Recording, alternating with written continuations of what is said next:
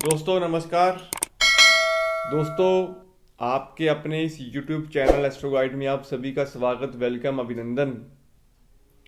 दोस्तों, हमारे द्वारा जो भी हम टॉपिक्स के ऊपर वीडियो अपलोड कर रहे हैं, आप सभी अपना प्यार, अपना स्नेह जो है हमारे इन वीडियोस को दे रहे हैं, तो उसका आपका तहे दिल से शुक्रिया।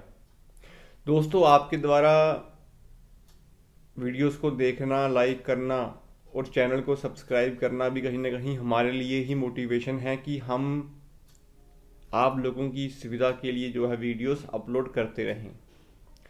दोस्तों, ज्ञान जितना बांटते हैं उतना ही कम होता है, लेकिन सभी इंसान कहीं ना कहीं इस फील्ड में जो भी जानते हैं ज्ञानवान ही होते हैं, बट सभी का अपना एक समझाने का तरीका होता है, अपनी एक विवेचना होती है। तो मैं तो दोस्तों यही गुजारिश करूँगा कि जितनी नॉलेज ज्ञान है वो मैं आपसे शेयर करता रहूं और आपका स्नेह जो है वो मिलता रहे। दोस्तों, हमारे लिए यही इम्पोर्टेंट रहता है कि आप हमारी वीडियोस को लाइक भी करते हैं और उसको देखते भी हैं।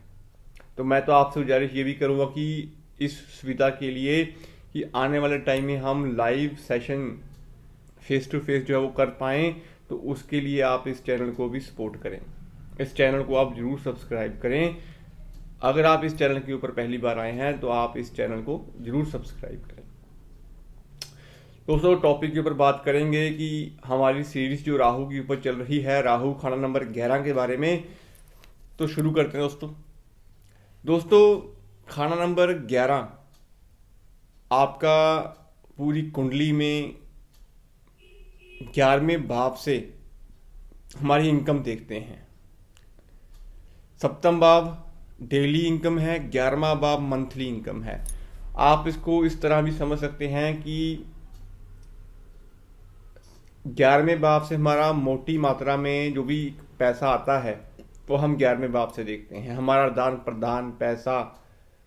और कहीं ना कहीं 11वां भाव हमारी मंथली इनकम भी है। 11वां भाव ही दोस्तों कहीं ना कहीं आपके बड़े भाई बहन भी है और आपका एक सोशल कनेक्शन जो होता है आपके बड़े ओहदों लोगों के साथ, वो भी 11वां भाव ही है। अब इस भाव में दोस्तों बृहस्पति और शनि जो हैं, दो ग्रहों का समावेश होता है।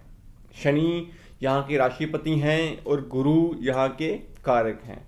अब गुरु दोस्तों कहीं ना कहीं 2, 5, 9, 11 और 12 के कारक हैं। तो यहाँ पे बृहस्पति जो हैं वो भी पैसे के लिए अगर हम देखें या मोटी इनकम के लिए देखें तो बृहस्पति 11वें भाव को भी बिलोंग करते हैं। तो दोस्तों, यहाँ पे सबसे अच्छी बात ये होती है कि 11वें भाव में कोई भी ग्रह उच्च का नहीं होता और नीच का नहीं होता। मीन्स कि इस भाव की जो खासियत ये है कि कुंडली में हर इन भाव में कोई ना कोई ग्रह जो है अपनी तासीर के अकॉर्डिंग उच्च भी है, नीच भी है। लेकिन पंचम और 11th हाउस जो है वहाँ पे कोई भी ग्रह आके बैठेगा वो अपना नेक या बुरा असर देगा। यही बात दोस्तों 11वें भाव की है कि 11वें भाव में जो भी ग्रह आता है उसकी जो तासीर होती है वो शनि के अकॉर्डिंग होती है। मीन्स यहाँ पे जो भी ग्रह आके बैठेगा उसकी तासीर शनि के अकॉर्डिंग चलेगी, लेकिन फल जो होंगे वो बृहस्पति के अकॉर्डिंग मिलेंगे। मीन्स कुंडली में बृहस्पति जहाँ पे भी बैठे होंगे 11वें भाव की तासीर शनि के अकॉर्डिंग है और फल बृहस्पति के अकॉर्डिंग है। तो आपको इस कंसेप्ट को समझना जरूरी है। और 11वें भाव में दोस्तों जो भी ग्रह आके बैठता है वो अपने दुश्मन ग्रहों को भी कहीं ना कहीं खराब करता है।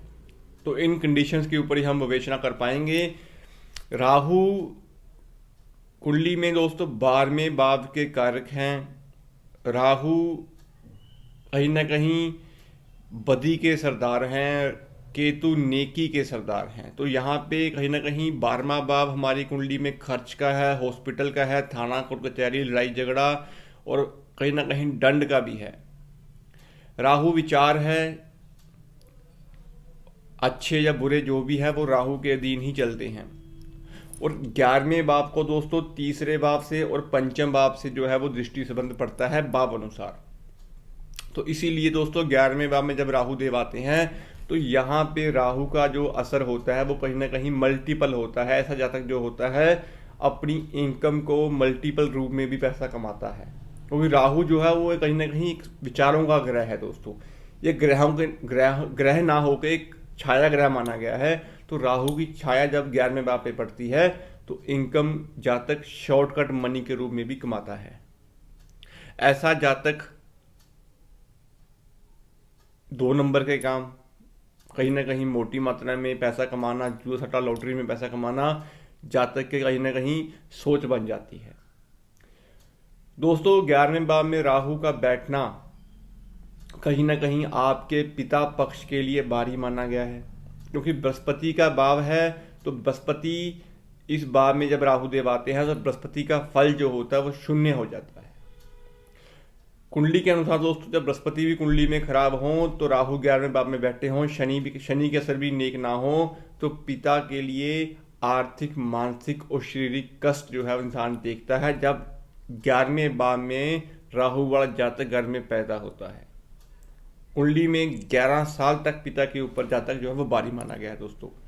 कुंडली में राहु जब 11वें भाव में बैठते हैं दोस्तों, तो जिस जातक कुंडली में राहु 11वें भाव में हो, उसके पैदा होने से पहले अगर परिवार में स्थिति अच्छी हो, पैसे के मामले में स्थिति अच्छी हो, लेकिन जैसे ही ये जातक घर में पैदा होते हैं और कुंडली में मंगल बद भी हो, तो ऐसा जातक अपने पिता के लिए बदनामी का काम करता है, परिवार के लिए लांछन के रूप में काम करता है, क्योंकि जातक के पास जो बुद्धि होगी उसमें जो नेगेटिविटी होगी वो कहीं ना कहीं 11वें भाव के राहु की अकॉर्डिंग ही चलती है। हम इसे इस तरह समझेंगे कि कुंडली में 11वें भाव में बृहस्पति कारक हैं, राहु यहाँ पे बैठने के कारण यहाँ पे बृहस्पति और राहु जब हम जोड़ेंगे तो कुंडली में बुध का निर्माण होगा। अब बुध क्या है? बुद्धि है, शॉर्टकट है, एडवाइस है। राहु क्या है? विचार है। तो नेगेटिविटी के अकॉर्डिंग जातक चालाक होगा, चतुर होगा, अपनी बातों को ऊपर रखने वाला होगा, बखान होगा और कहीं ना कहीं अपने कामों को निकालने के लिए मतलबीपन जो है वो भी 11वें भाव के राहु वाला ही देता है। लेकिन बृहस्पति के चुप होने के कारण यहाँ पे जातक बड़ों की उतनी इज्जत जो है वो नहीं कर पाता, बड़ों का सुख उसे नहीं मिल पाता, दादा और पोते का मेल नहीं हो पाता, घर में सांसों की समस्याएं, लीवर किडनी की समस्याएं जो बनी रहती हैं, जातक खुद कहीं ना कहीं नशे का शिकार, नॉन वेज, अंडा, मांस, मच्छी, इन चीज़ों के सेवन के रूप में लेना शुरू कर देता है।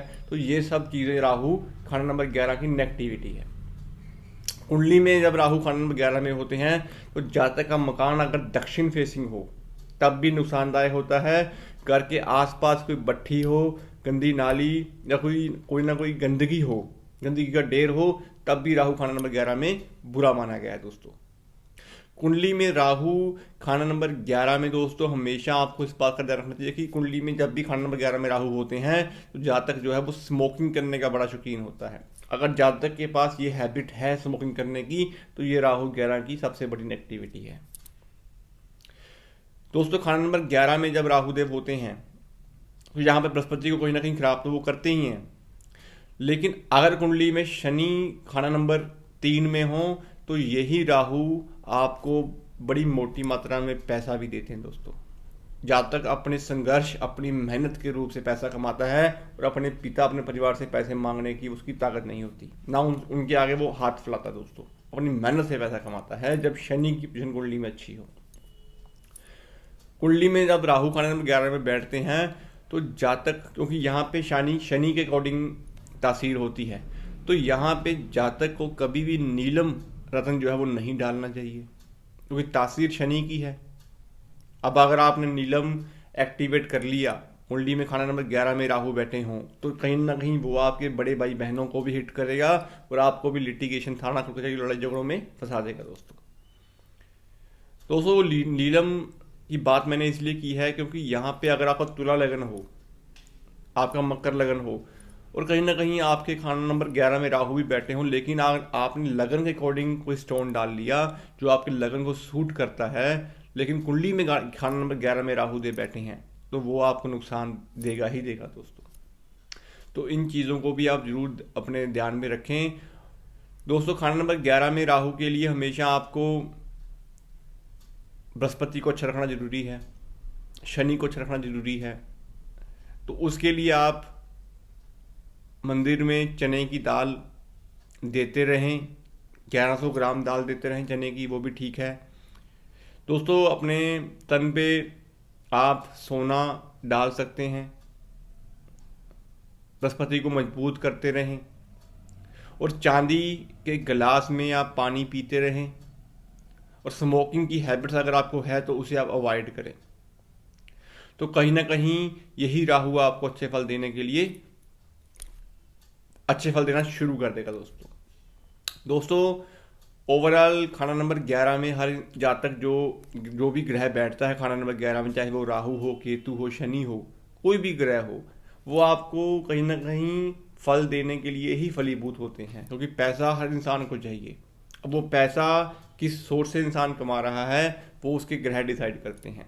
तो इसीलिए खाना नंबर 11 में पाप और पापी ग्रहों को अच्छा माना गया है और स्त्री ग्रहों को बुरा माना गया है। अब हम इसे इस तरह समझेंगे कि खाना नंबर 11 में अगर चंद्रमा या शुक्र आके बैठ जाते हैं तो वो एक स्त्री ग्रह बोले गए हैं, लेकिन यहीं पे अगर मंगल, सूर्य, शनि, राहु, केतु बैठे हों तो ये आपको कहीं ना कहीं एक्टिव भी करेंगे, आपको चतुर चालाक भी बनाएंगे, और आप पैसे के जो मल्टीपल सोर्सेज है वो कमा पाएंगे। दोस्तों कंडीशन यहाँ पर यही होती है कि आपको बृहस्पति कुंडली में जहाँ पर भी बैठे हों उनको अच्छा रखना जरूरी है।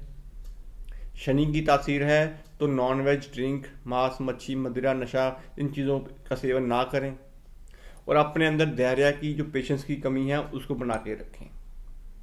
तो यही राहु आपको अच्छे फल देने के लिए शुरू हो जाएंगे। तो दोस्तों मैं उम्मीद करता हूँ आपको राहु खाना नंबर 11 की विवेचना की ये वीडियो अच्छी लगी होगी।